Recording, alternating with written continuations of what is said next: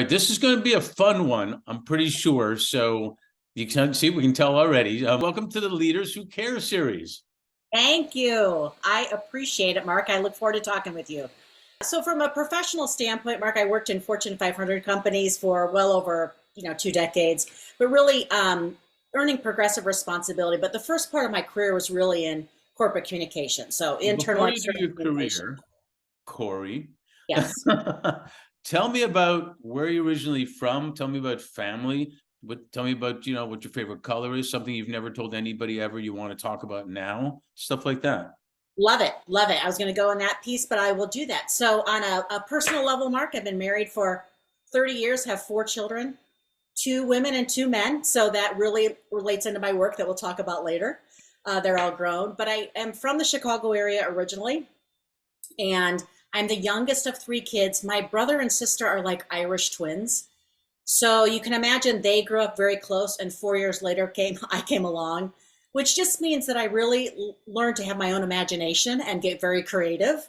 And I think that really feeds into to life. But at that point, I'll tell you, Mark, I wanted to be either Angie Dickinson, so and policewoman, or I wanted to be the first female president, something along those lines. Either was fine. I see the Angie in there, actually.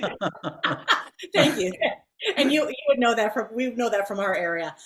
But that was that was really an aspect of, I moved every few years as a kid. So I really, that creativity, learning to be outgoing and meet people, curiosity is something that's natural for me. I would tell you that my dad would debate with me every Sunday over the comic strips. So you can imagine, again, showing my age there. And they were either like important topics or extraneous. But what I really got annoyed by, Mark, at that point was when he would say, just because I'm your dad. And that was never enough for me. Now that I'm a parent, I get why that probably was annoying. But that whole aspect of, just when I reflect back, and I appreciate you asking that, because it really is that, the curiosity you start at some point, that imagination, really that all really comes together. And sometimes you don't see that until you're later in your career life, that you see how this is all built over time. Yeah, what do they say? Wait till you become a parent. Yeah. Yes. Tell me how that works out, and I'll Yeah. be the grandparent.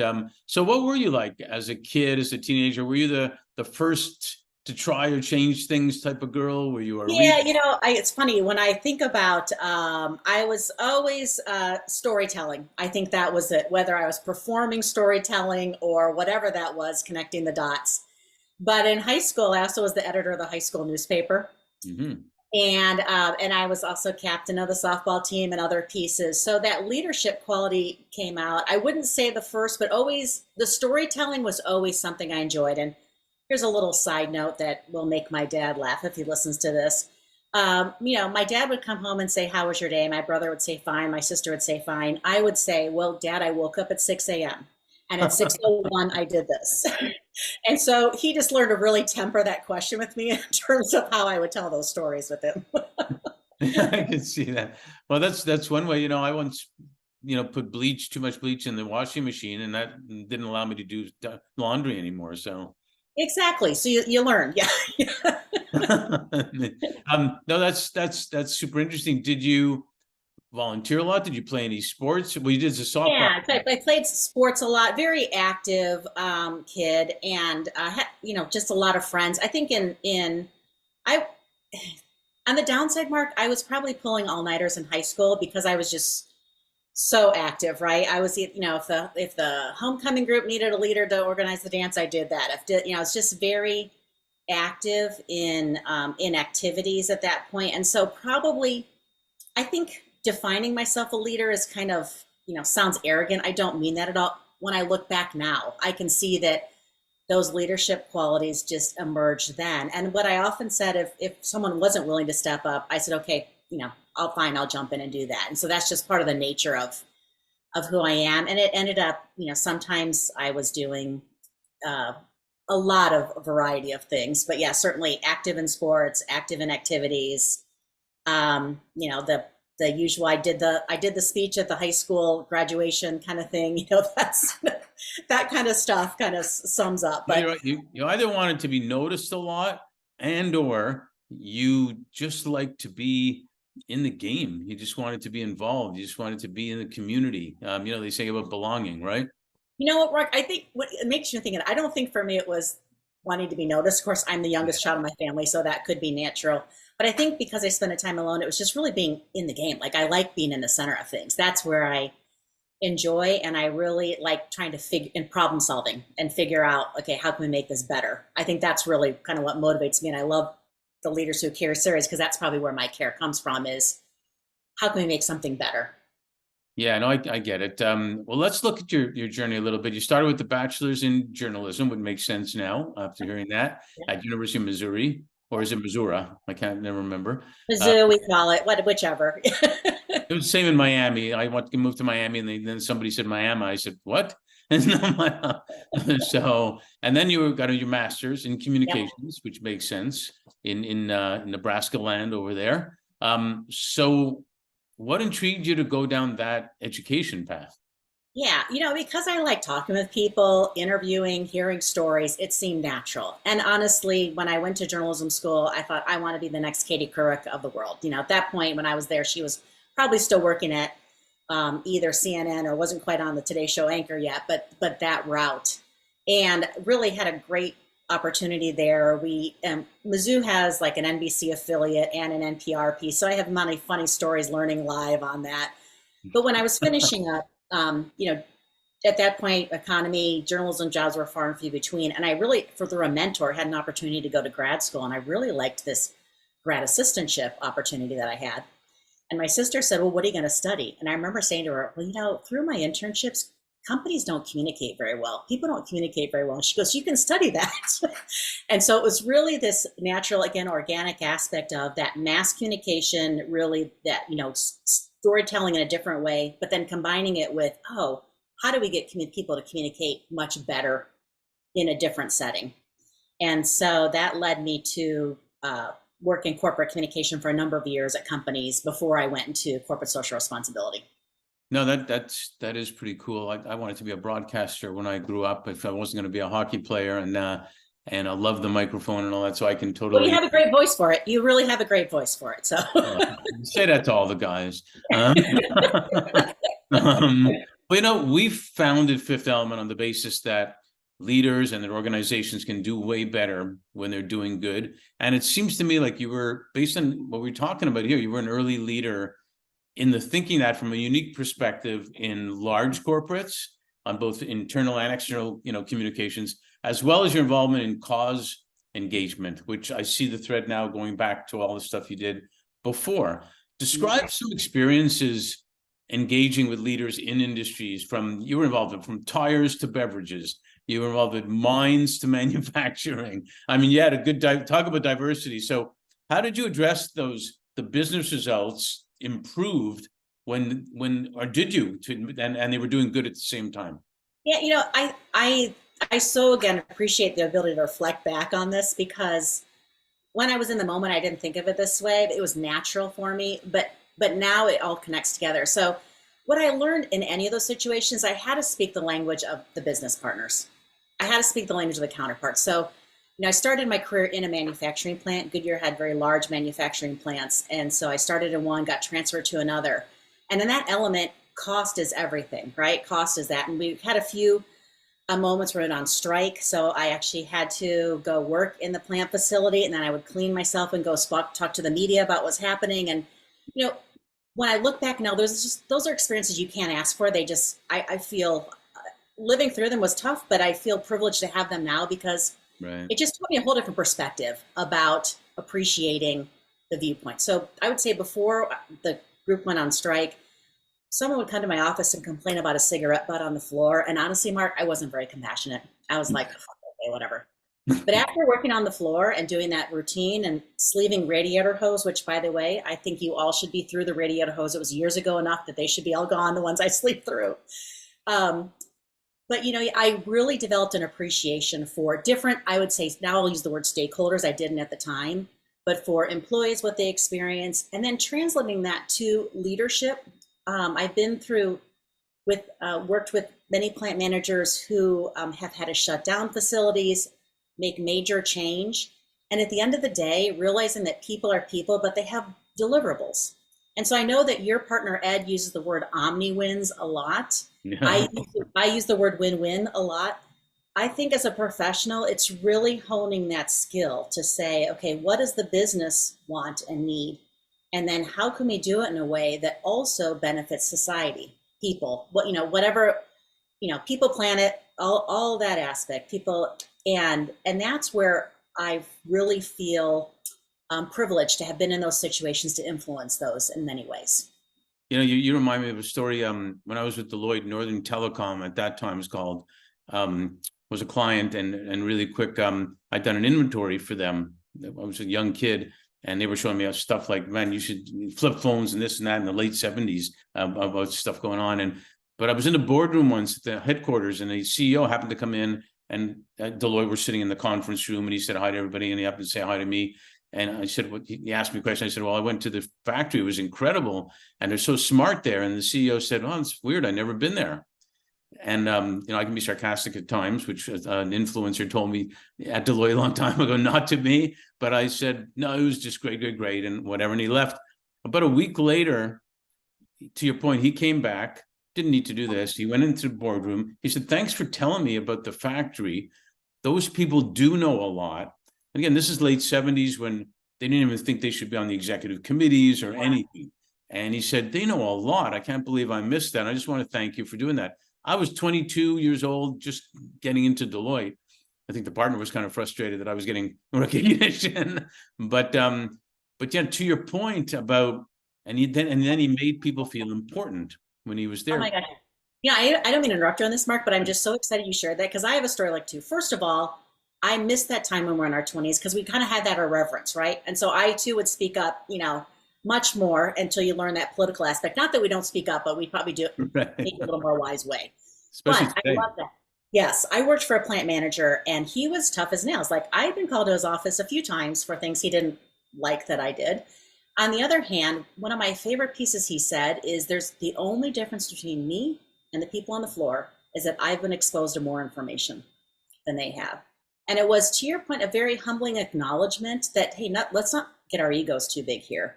That at Right. the end of the day, there are people on the front line, and I love that. I had written that later for some things, but I just, since you brought it up, I literally love that. I agree with you on that and have example of that also. Yeah, and it's so the whole vulnerability aspect that we talk about, and everything. And to me, it was kind of surprising that he figured that they actually knew people, and people in the plant knew stuff. I mean, really? they're doing it. Yeah. I think we all So get caught up in our world so much, and yeah, I do too. It's not that I don't, but and I think that what I love about the omni-win idea and the win-win is that it really does take working across the aisle, right? And I think you know this well, especially in social work, because no one person has the solution, but we can get all caught up in our own world so much that it really does take someone to step up and say, hey, this can be a win for you too. And I think that's where, much like you have had that opportunity to do that in organizations, and that's where it gets fun. I mean, it's not easy work because you're getting people to think differently sometimes, yeah, but but if they win, then it actually yes, becomes easier. That's yes. the thing. So with some of these experiences we've gone through, we Fifth Element again, we launched on International Women's Day 5 years ago at the UN. And everything we do is related to diversity and inclusion, and whether it's a search or project or whatnot. Can you describe your journey as a woman in business, even in plants, even, Mhm. remember, it was a different era too, Yes. and different cultures, and how you navigated and thrived, through that. Yeah, yeah, you're right because times have changed so much, and so I love that you aspect. First of all, I love that Fifth Element has such neat ties into that SDG as well as just the whole humanity aspect. I love that, but I think that cultures have changed, like time changes, right? So acknowledging that you and I are probably in the workplace at the same time. I was in the manufacturing plants in the 90s, very different than it is today, and so I'll just put that out there from this, but. I think as a woman, I've been sometimes the only woman in the leadership team meetings, and in many ways, I was the only woman on a company plane that was going places. And so, Yeah. I write about this in the book, not to promote the book, but I write about those examples because I think sometimes that gives us an appreciation too for other audiences that don't have that. But I remember when I went from tires to food manufacturing. Mark, I was so excited to see other women. I was like, oh my gosh, there are women here. And the women said to me, of course, but women buy groceries, but that too doesn't mean that leadership's equal in that sense. And so, and I think because my background's in communication and corporate social responsibility, for the most part, those are more women are in those fields than men also. And so when I went from that to this culture of that the Quaker Oats Pepsi, very much about marketing, very much about there, but I also it's the first time I was part of like a team, you know, and I think that was really neat. And you also learn to navigate. Now, when I say neat, yes, I love being part of a team. Team dynamics, as you know and you've experienced, can be challenging, but learning to navigate through those. And I had a great HR leader that I was challenged. And I went to her and she goes, you know what, Kori? Sometimes your job is to go back and just have that conversation with people. And I really appreciate that wisdom because I wanted her at that point to go intervene for me, to be honest with you, but it wouldn't have net out the way that it did in a much better way when I owned my stuff and brought it up to the person I was working with. And so I think really that idea of I'm all about clarity. I'm all about getting clear on what's expected and what's important. And not that I haven't experienced my challenges as a woman in a very male dominant environment or other things. I think in many ways, my mom used to always has a saying, Mark, and it was like bloom where you're planted. That was always her thing to me. When I even wanted to go to her and whine about things, she was like, look, whether we're physically moving somewhere when we were younger, because we moved around a bit, or I faced a mentally challenged situation. Her point was that sometimes you get really fertile ground to grow in, and sometimes you get rocky roads. Yeah. And so what are you going to do about it? And I think that mentality really just helped me think through, okay, now, again, I want to say to people out there, I'm not glossing this over. I think, Mark, you and I could share a lot of challenging stories we probably had in our careers. You talk about clarity. There's an expression that I've always loved, that clear is kind. Yes, yes. The clearer you are, really, truly, the kinder you're being to the other person. Because then they're put in a position they're not sure. And sometimes if it's a younger person, they don't ask questions and then they leave and they're not sure what they're supposed to do. And then it gets worse because they're afraid to say anything. Oh my gosh, yes. And a woman especially. Our mutual friend Melinda actually helped me a lesson. She goes, being nice sometimes is just, excusing that, but being kind is being clear, and that might not be considered nice sometimes. However, that's where you make progress. And I think even in the social space, what I think people think everyone's nice, but these are hard issues. These social issues are big and massive. And so it is really important to be clear about what each party can do and bring to the table. So I'm a big fan of stakeholder grids. People that know me will laugh when I say that, but I just love the idea of really putting out there what's important to each group so that you can come together and where you find that common ground. Yeah, that's part of the inclusion and everything that goes with that. That's really important. Well, on segue a little bit, the fourth industrial revolution, which is being talked about a lot more these days, especially because of AI, is about technology and AI and everything going around that. But the fifth is about humanity. And we focus on that a lot, how impact and talent come together and are important. And you've obviously garnered your experiences to author 2 wonderful books, which I love both of them. Zigzag Parenting, about a working mom and an at-home dad. I always wanted to be an at-home dad, by the way, but it never worked out. But it's and it became more and more real as things moved ahead. And now, your new book, which I'm halfway through.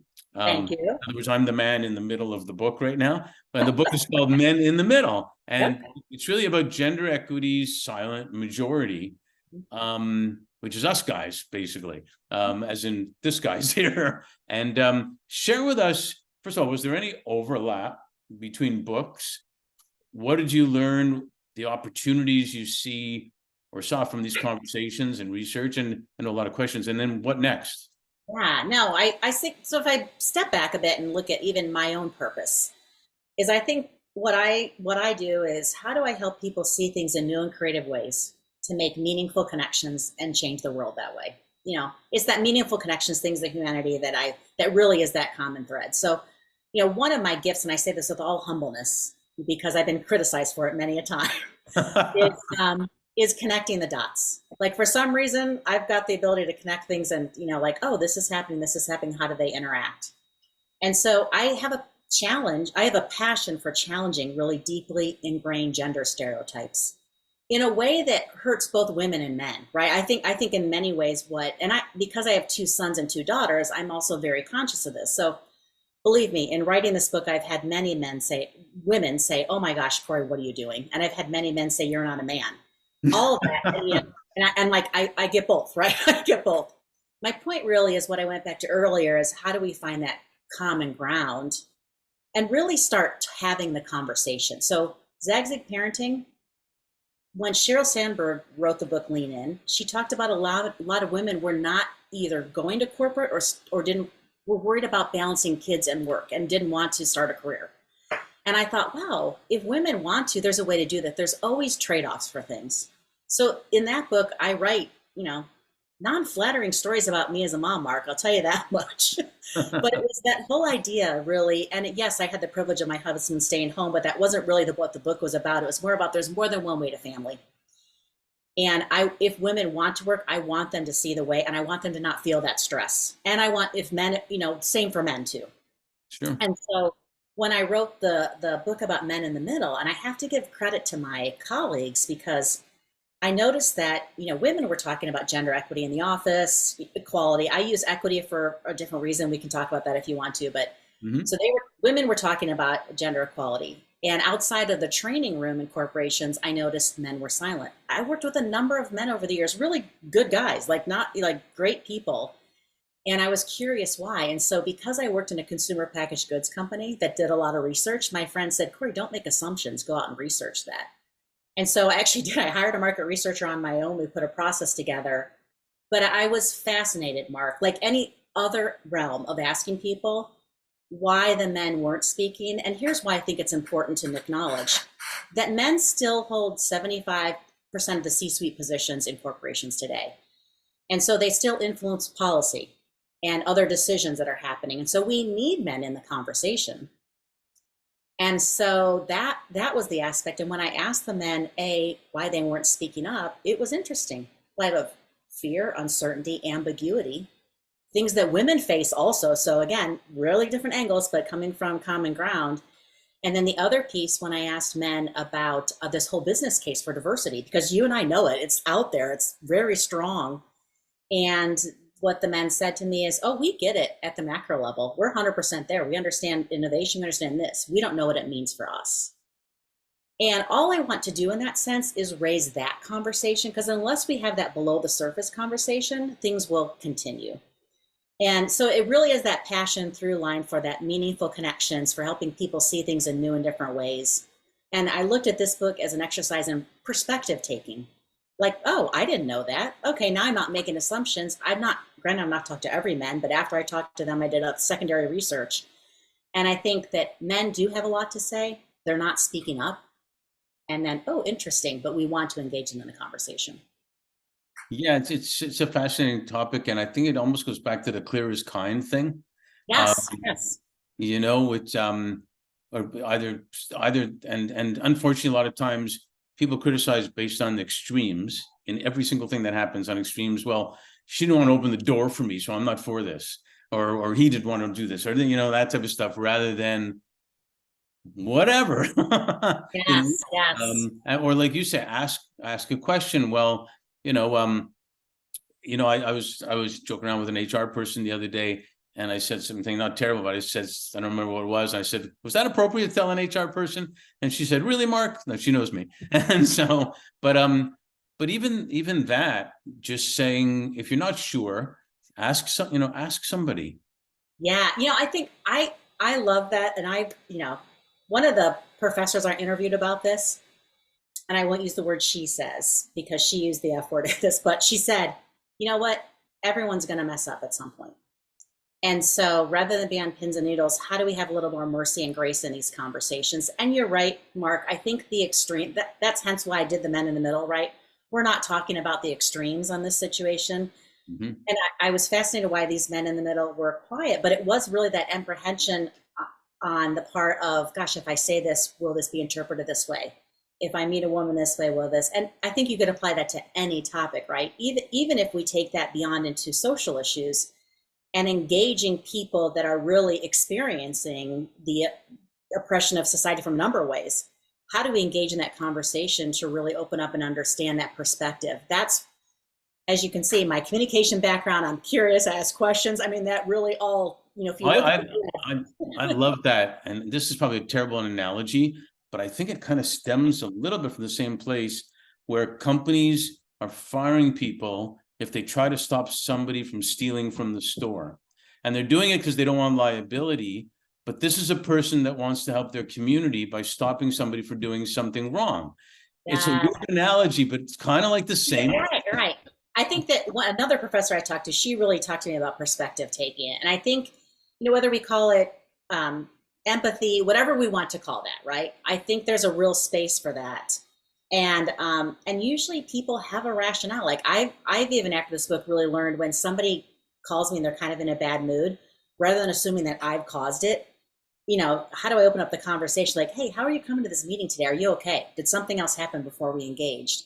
Because I've done it. I've fallen into it. I'm like, oh my gosh, they were terrible and this and that. And it could have had nothing to do with me.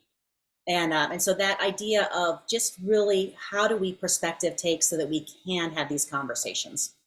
Yeah, and I think people would appreciate the question, actually. I did, one of my favorite ones. I don't know if you got to that chapter yet, but he said, "Oh my gosh, I've been waiting 18 months to talk about this," and I laughed so hard because, of course, at the time I was a journalist, as a researcher, right? I wasn't. But later, after I hung up, and I asked him, I said, "Well, why didn't you?" And his point was because nobody asked me, and I thought, how fascinating that here we have somebody who can really influence. He had great ideas in his interview too, Mark. He had great ideas for solutions and changing things, and gave me an article to share with other women. I was like, gosh, this is great. But no one had asked him. And I thought, wow, that's fascinating. Are we missing out on things because people don't ask?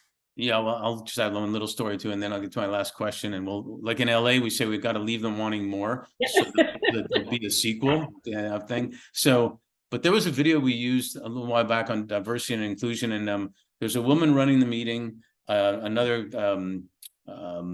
diversity type of guy.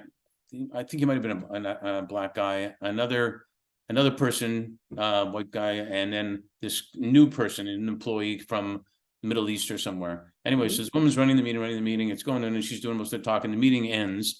She goes over to the black guy and says, "What's wrong with," let's call him Amir. "What's wrong with Amir? Didn't say anything in the meeting. I think you should go talk to him." She doesn't say she'll talk to him. You should go talk to him. I know what's going on because I'm not happy with him, and I don't think he should even work here. A little bit fast forward again because of time. He goes to talk to the guy. He says, in where I'm from, number one, you don't interrupt the woman, you don't interrupt the person leading the meeting, and nobody asked. I think that is so, and in fairness, I think when in the context you brought up something great, even a cultural communication. I think gender has become such a beautiful mosaic, and I'm focusing on one niche, but acknowledging also there's so many other aspects of this. Cultural aspects, you're right, of eye contact, even Mark. There's so many things that we are just not aware of that I just hope we continue this kind of dialogue, not just us, but well beyond. You and I could do this all day, but just continuing the dialogue of how it looks different from different people's perspective, because you're right. Giving and not giving eye contact could be very much a cultural respect piece. Then you and I are like, what the heck? What's going on? Oh, totally. And we should make that fun's not the right word, but wonderful. Yes. Yes. Like, what works, what doesn't work. I want to know more about you. How can this and that? That's like different food. Try different food. That should be a positive, not a, oh, I'm afraid to say this or that. You're right. And I think that, and like anything else, we become very polarizing in society. And so how do we step back? But I really want to unearth those things that aren't being talked about so that we can get to that point. Exactly. Awesome. Well, Men in the Middle is awesome. I'm loving it. And I'll do the rest of the half there. But one more question. Yes. A client told me in 2021, he said, Mark, the year 2020 was the year that flew by slowly.